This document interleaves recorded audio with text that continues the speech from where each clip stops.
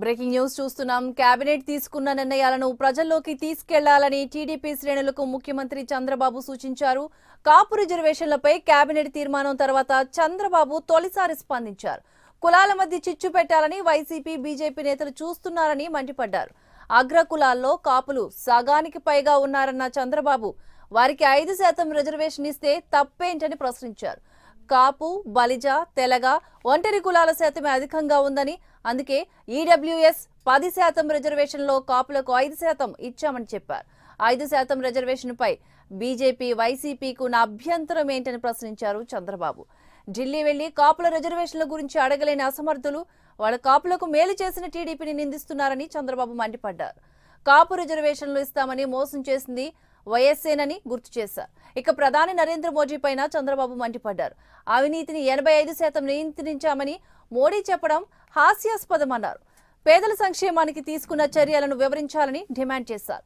Raphael 43,000 కోట్ల కుంభకోణం అవినీతి నియంత్రణ అని ప్రశ్నించారు.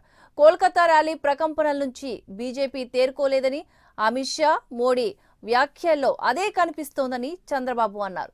ఈవీఎంలపై దేశవ్యాప్తంగా చర్చ జరుగుతుందని, ఆ చర్చను పక్కదారి పట్టించాలని బీజేపీ చూస్తుందని విమర్శించారు. మళ్లీ బ్యాలెట్ పేపర్ కావాలనేది అందరి డిమాండ్ అని, లేదా వీవీప్యాట్ రసీదులు 100% నియోజకవర్గాల్లో ఇవ్వాలని డిమాండ్ చేశారు. తావోస్ పర్యటన పైన టీడీపీ నేతలతో చంద్రబాబు మాట్లాడారు. ఇక తావోస్ లో లోకేష్ బృందం సత్ఫలితాలు సాధిస్తోందన్నారు.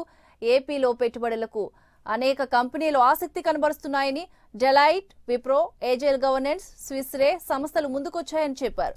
ఇక 4.5 ఏళ్ల వ్యవసాయ విజయాలను ప్రజలకు వివరించాలని, కార్యకర్తలంతా ఐక్యంగా పనిచేయాలని చంద్రబాబు సూచించారు.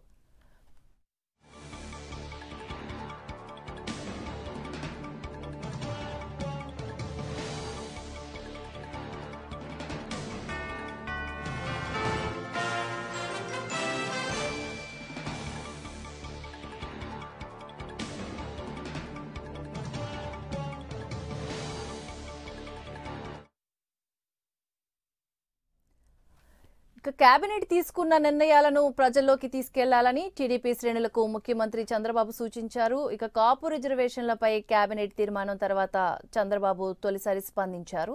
కులాల మధ్య చిచ్చు పెట్టాలని వైసీపీ, బీజేపీ నేతలు చూస్తున్నారని మండిపడ్డారు.